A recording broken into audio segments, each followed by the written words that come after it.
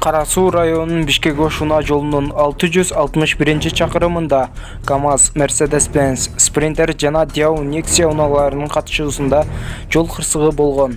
Алдын ала маалымат боюнча кырсыктын кесепетинен 7 жаран каза болгон, 3 эркек, 4 аял.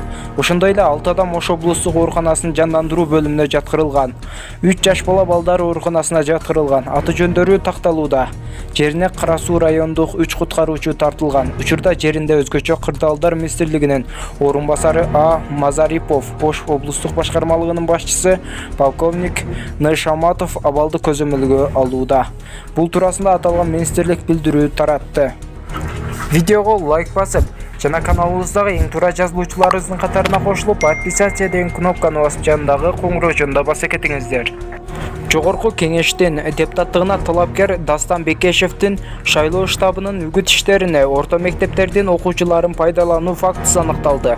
Бул тууралуу Улуттук коопсуздук мамлекеттик комитетинен билдиришти.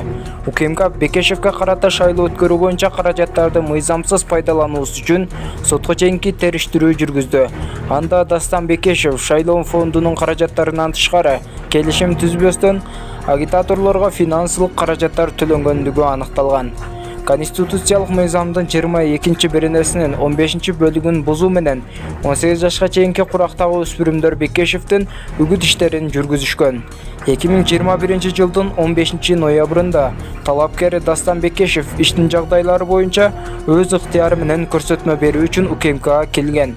Учурда жогоруда аталган сотко чейинки өндүрүш боюнча иштин жагдайларын аныктоо үчүн бардык тергөө амалдарын жүргүзүлүүдө.